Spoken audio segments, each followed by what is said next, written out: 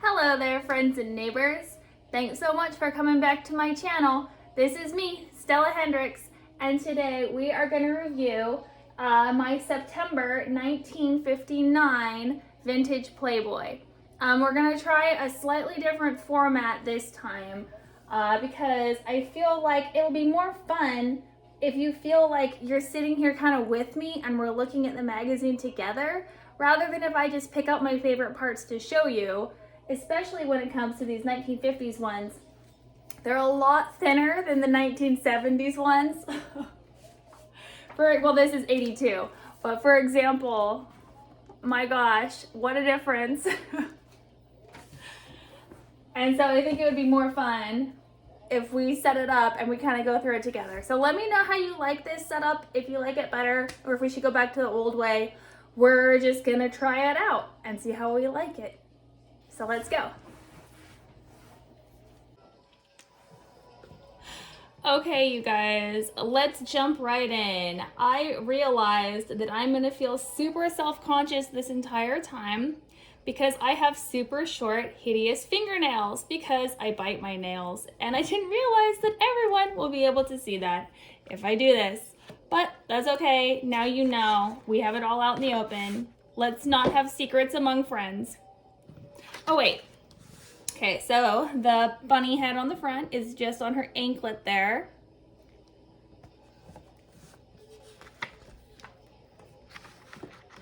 Here we go. Okay, let's see. Who do we have in here?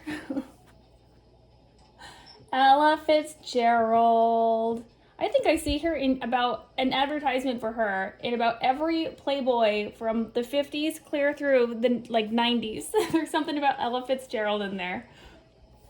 I have really liked swing music and jazz music, and so that makes a lot of sense. I love this Polly Bergen one down here. Cute. Corduroy combo.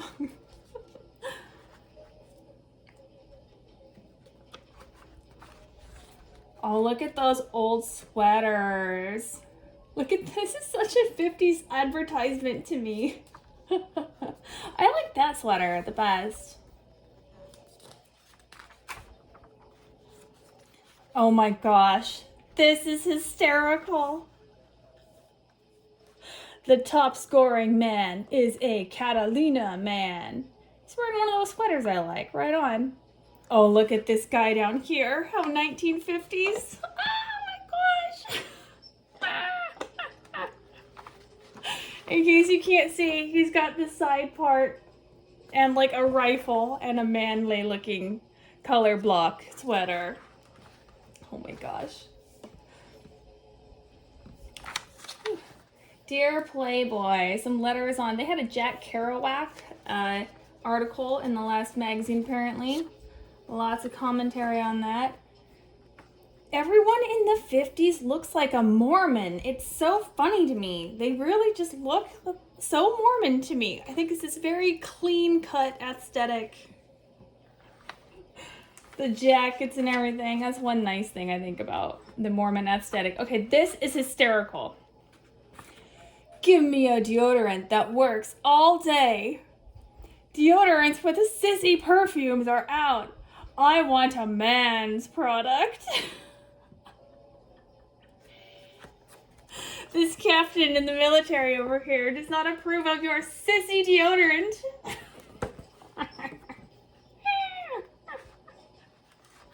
Oh my gosh, that cracks me up.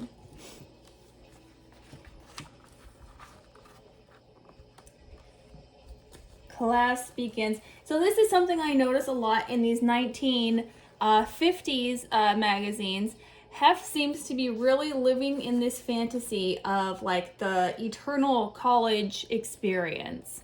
And there's all this stuff about, you know, the cool college kid and, you know, the young man, something, his ideas. Oh yeah, here we have young man to invest in get rich color scheme.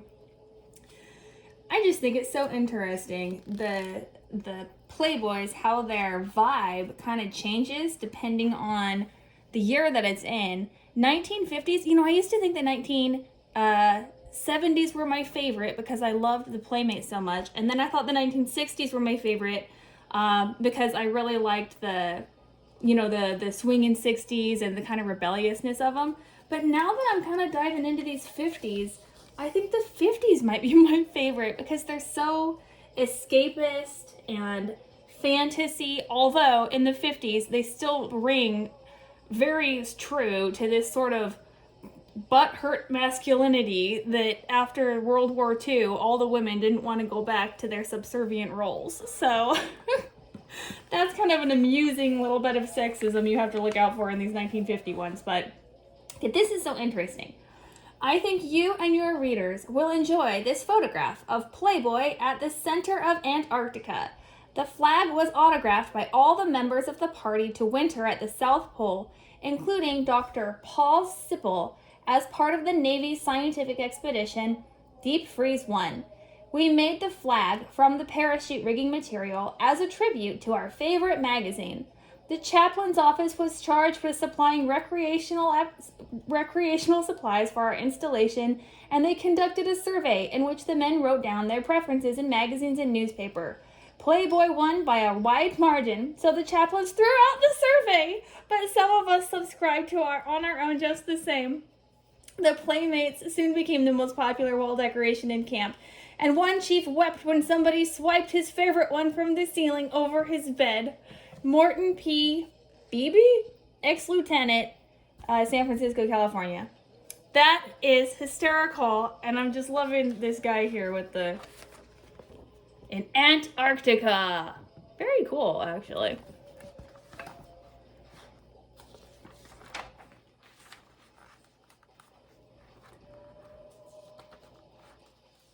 Very cool. If you've been paying attention to recent liquor ads, you may have noticed that girls are finally beginning to get interested in the sauce. They are interested in the sauce, and we always have been. We just have been not allowed. A lot like college and other things up to this point, 1950s. Okay, I love this girl. I love these records they're advertising. Look at her, she's like this perfect sweater girl. Isn't that delightful? Oh, I just love that.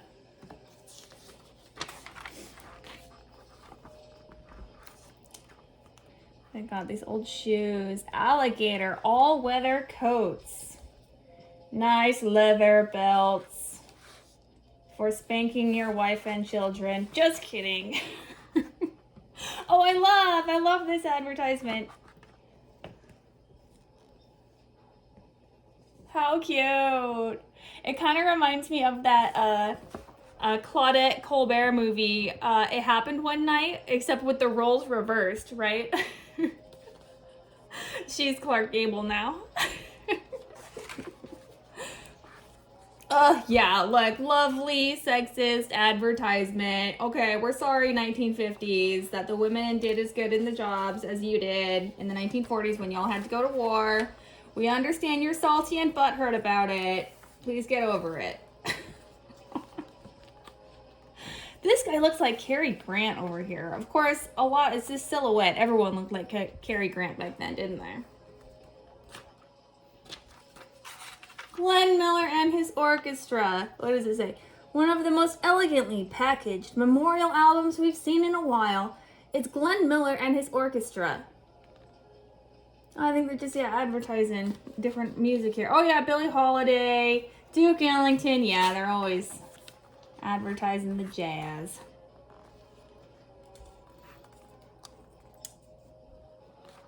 Count Basie and his... Is it Count Basie or Count Basie? I gotta find out. Universal Electric Shaver. I guess that means you can shave on the back of a camel. I think that is what he's doing. Should you ever find yourself in need of a shave on the back of a camel? Oh gosh. The Playboy Jazz All-Stars albums. Strictly continental. Oh, fleece socks. Oh, you want to know the truth? I swear by wool socks. You need to have a pair of wool socks. You think you don't, but you do. Wool socks are the best thing in the entire universe. These guys golfing. His golf hat. Okay, also I would like to know, is this a thing from the 1950s? Why is the table of contents like halfway through this magazine? I think they might have made like a publishing mistake or something, and this one was supposed to be earlier. I don't know what happened. What is this? The Taste of Fear Fiction by Hugh G. Foster. Looks pretty scary. Through the echoing emptiness of latter-day Hollywood, stalked creatures more vicious than tigers. Oh, that sounds actually kind of interesting. Oh, this is hysterical. I'll just give you a moment to enjoy the little cartoon here.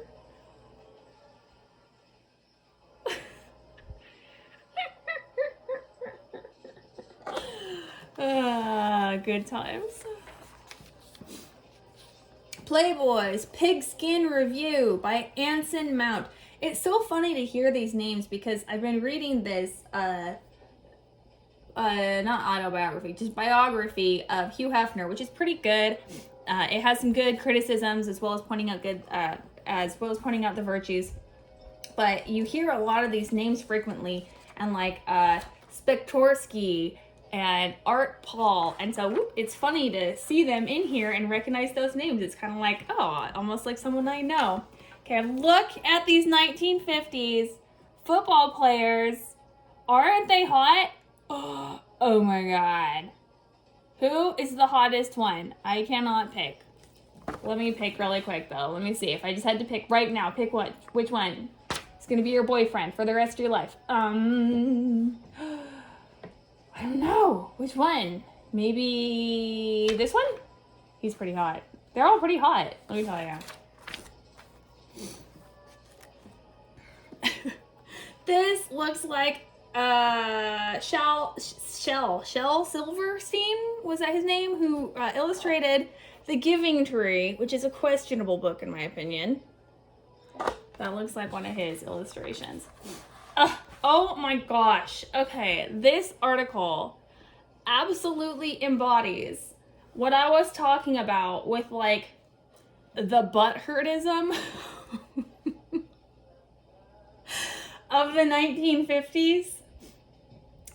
This article pretty much is complaining that Miss America now includes girls doing somersaults and talents and focusing on more than just the women's beauty, their physical beauty, but also their charmingness and their manner. What? This is such bullshit, they say. What do you think women's beauty is for? Themselves to enjoy? Obviously not. It's meant for us menfolk. Why can't we judge the Miss America pageant? It's essentially the message of this truly embarrassing article. But let's try and read some of it because this is a very short magazine and it looks like we're only 12 minutes in and I'm supposed to get these like to a half an hour at least. Okay. So, the scene is Atlantic City. The all-female panel of Miss America judges is huddling to select a winner, but the procedure is only a formality. Of the 50 original entrants, 49 have already been eliminated. It was proved, you see, that 27 had, during the contest, consumed at least one drink containing alcohol. Another 22, watchdogs reported, had been conversing with members of the opposite sex unchaperoned. The sole remaining girl is only moderately appetizing in her bathing suit, and performance in talent contest consisted of a series of knee bends to the strains of I'm a Yankee Doodle Dandy, supplemented by the rendering of that beloved melody on the alto kazoo, more or less in tune and rhythm.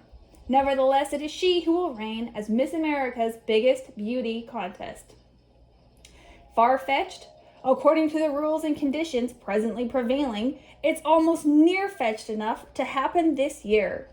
It is a measure of our manic determination to call America first in all things that we believe the Miss America thing was a beauty contest of sorts.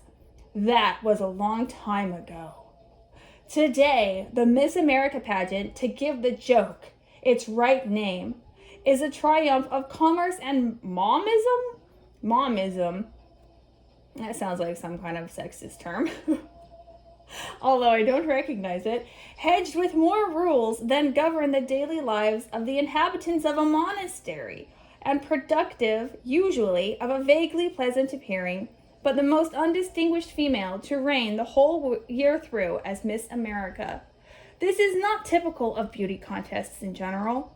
Foreign contests are especially noted for their single-minded concentration on beauty. Other American contestants popular today ignore the talent in favor of appearance.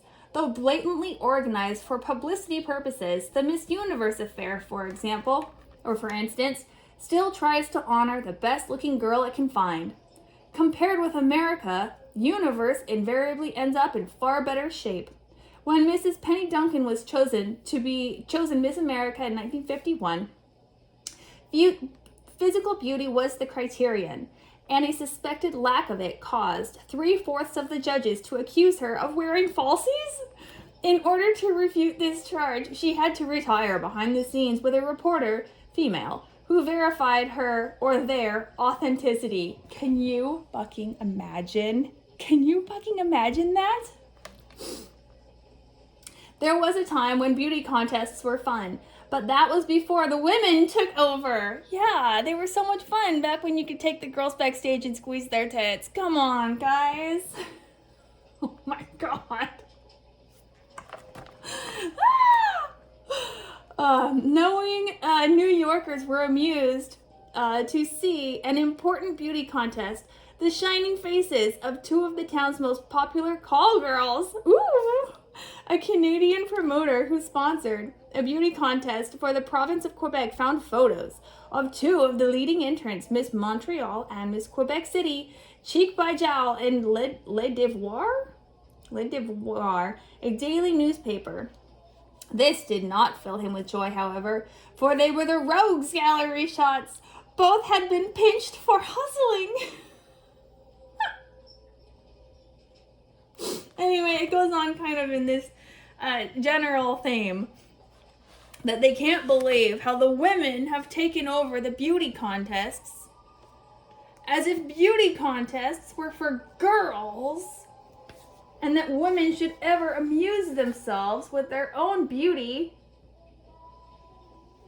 when obviously these things are intended for male consumption alone. Be serious, Miss America pageant. What a joke. That is like the most butthurt article I have come across in my life. I'm amazed. Okay. Honey, direct to the consumer.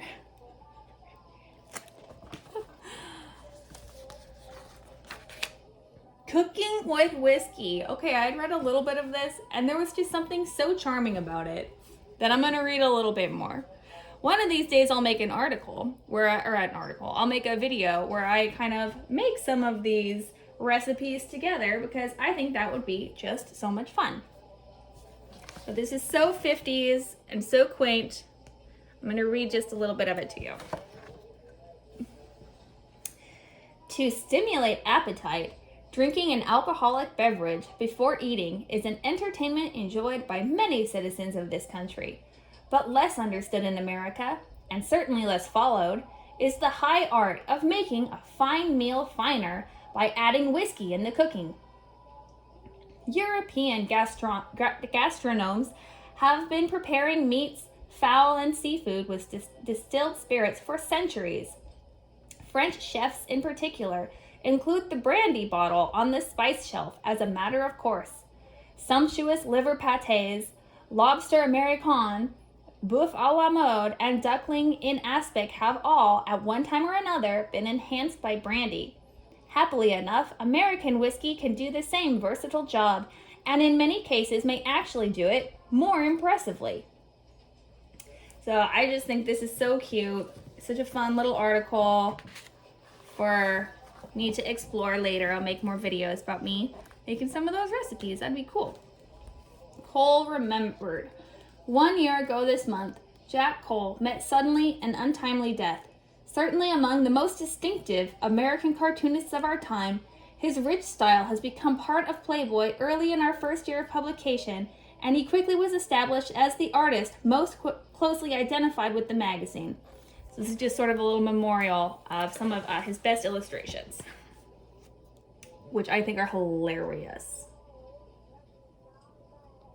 and very beautiful.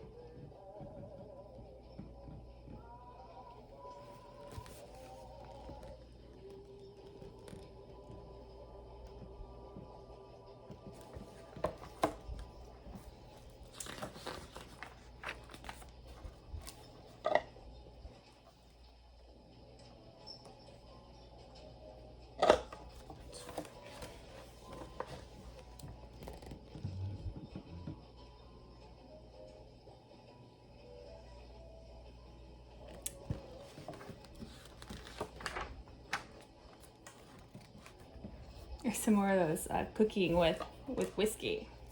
All right, we're at the best part, the Playmate of the Month. Her face is her fortune, but there's hidden treasure too. A cover girl uncovers. If the face is familiar, it is because Marianne Gaba's cute countenance has appeared on countless magazine covers across the country, especially the romance and movie fan publications which chronicled, in considerable detail, her going steady with teenage heartthrob Ricky Nelson. Marianne is a starlet in Hollywood, concentrating on what she hopes will be a successful movie career, with just enough spare time to satisfy the lensmen who shoot those magazine cover portraits. But up till now, insufficient attention has been given to the rest of Gaba goodies. This may seem peculiar too, since it was surely the sum total of Marianne that won her the Miss Illinois title in the Miss Universe contest 2 years ago. What? The sum total? Oh my gosh. How are they gonna crap all... Oh wait, this is Miss Universe contest. Oh yeah, they were saying that one was better, huh? Anyway. First circle to Hollywood, but it can be explained by Marianne's reluctance to be typed as just another bathing beauty, and her corresponding refusal to pose for any of the West Coast's hundreds of pinup photographers. She has made an exception for Playboy, however, for which we're mighty grateful. And so we proudly present something more of Marianne Gaba than has ever graced a magazine before, in the fetching form of Miss September.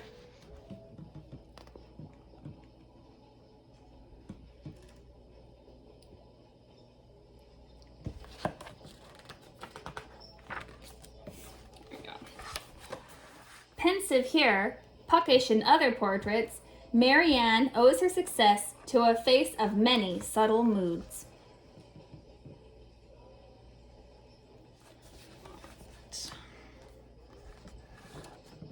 Ooh, oh, we can't really see it on here. For a sec. Yay! Ah, damnation. Here we go. Yay! There she is. Beautiful. Come on, you. Okay.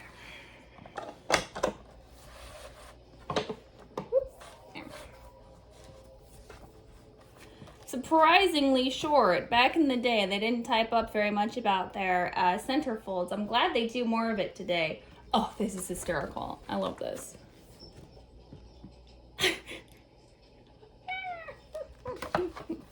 Isn't that great? Checklist, college classics. See what I mean? There's more of like, there's a fixation on college.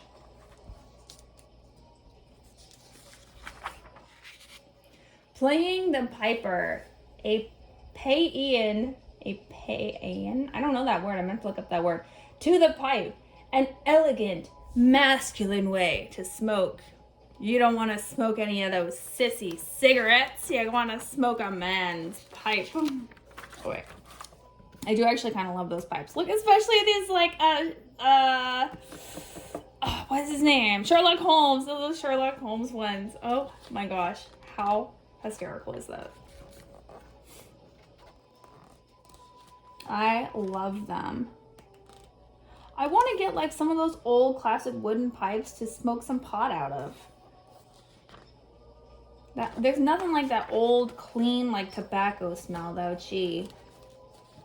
Cigarettes smell terrible, but like proper, like pipe tobacco, oh, smells fantastic.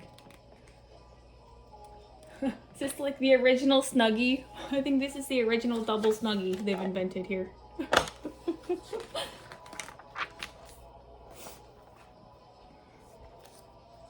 Strangers in paradise. Allah was very displeased. When gods are displeased, usually something very interesting is going on. Okay, this is hysterical. I'll give you a moment. You can like press pause if I don't give you enough time. You have to observe this. It's so funny.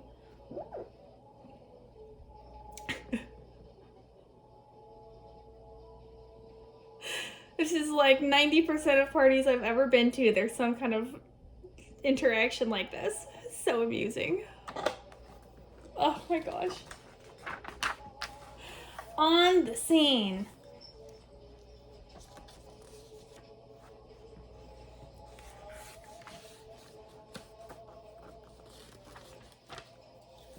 Oh, we got more cooking with whiskey over here.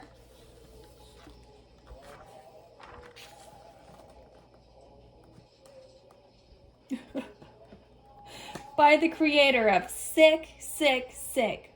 Need we say more? Okay, this one also is hysterical. The vacuum cleaner salesman.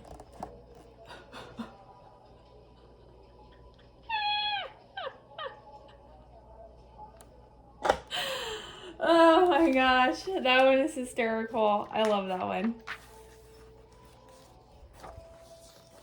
I think all of the men in this haircut, they have like one or between one type of haircut or another one or another. There's like between 1 and 3 options. What am I trying to say? Ooh, I think I'm going to start stuttering because I get nervous and I stutter. There's like 3 options of haircuts for men in this magazine, and we see them over and over in their various iterations. It's very amusing. I thought this was a banquet. Hey, as long as I get as many tips as I would at a banquet, I'm fine with private shows. Look at this guy here. Tell me that does not look exactly like Donald Trump. I'm telling you that's Donald Trump right there.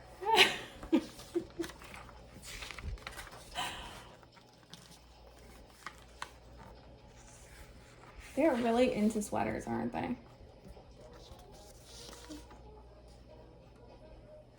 Satin shorty pages. Ooh. Oh, look at this. Look at this sexy girl over here. Ooh, with her hot pants.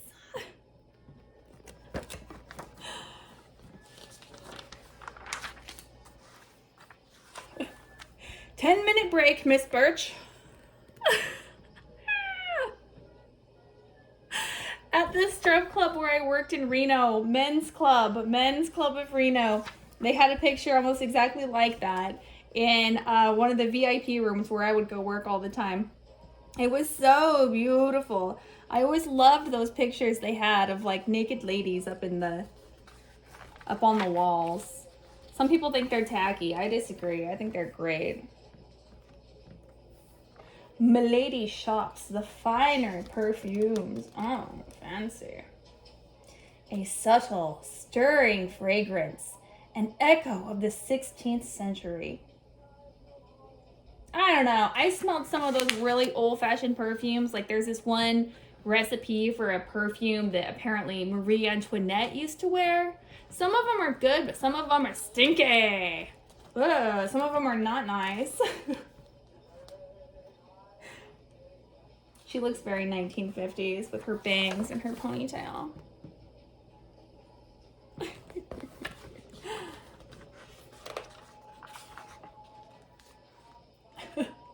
Filthy pictures stressing togetherness.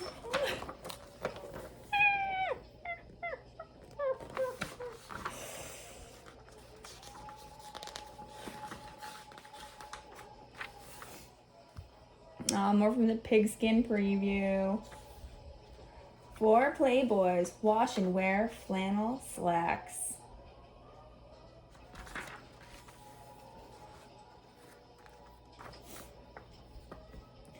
Monster from the slimy swamp. Look, your mother's name up in lights.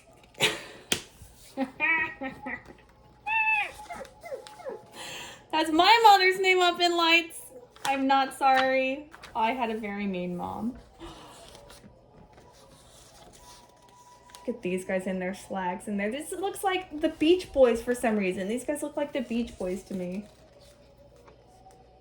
Ooh, look at his tighty whities.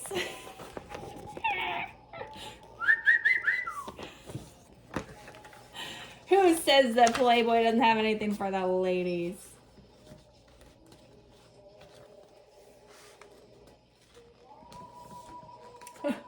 Okay, this is a good one. And we decided that what would really up circulation is an inside, on-the-spot account of a woman's life in a sultan's harem. Something with plenty of photographs, human interest, and sex entitled, I Lived in a Harem. Now, here's where you come in, Miss Glickman. Okay, you have to read a book called Some Girls. It's by Gillian Lauren, and it's about her life in a sultan's harem. It's incredible. But it wasn't really her life. She was there for just like a year or two, I think. But it is fucking fascinating. I would have signed up for it. I 100% would have gone and been in a sultan's harem. Like the kind that Gillian Lauren was in for a year. Hell yeah, that sounds so much fun. Oh, Playboy's International Date Book. I love these things. Oh, so I gotta turn it a little though because I can't really read it very well. Actually, this is the last thing, so let's... Ah! This is like Peanuts. I look like an adult, so I am only a torso. Ah! Hello, friends. I'm back again. We're gonna perfect this art in a little while, but until then, here's the last thing from this September 1959 vintage Playboy. Nanin, anyone? Bulawayo, Kuibo, or Usambura? They're all way stations for a 100-day auto tour of the Dark Continent that gets on the road at Cape Town and wends northward to Nairobi. November is a dandy time of year to make the jaunt. It's probably the most complete African tour that has ever been offered and will give you a chance to glimpse spots like Mount Kilimanjaro and Opaki Capturing Station. Opakis are rare African mammals closely related to the giraffe. I will have to look that up. I have never heard of that animal before. Basutoland and Murchison Park, among many, many others. Another part of the world that's at its peak in November is the fabulous city of Hong Kong.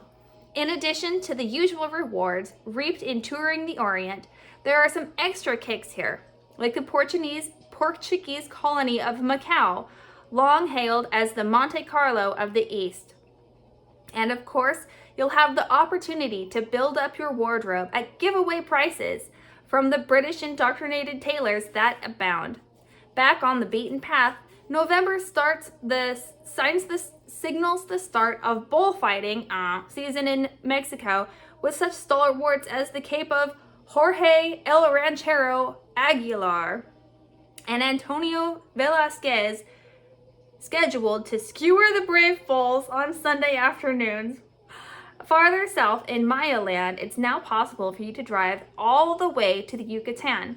Best way to make it is by Jeep back. If you don't mind a couple of rattling eyeballs, you can be one of the first ones to make the scene on wheels. I just love these things. They just are so descriptive, and they kind of whisk you away in this imaginary, wonderful fantasy. Which, yeah, the earlier you go into the Playboys, I am discovering, the more you get of that wonderful, like almost Barbie-esque escapism.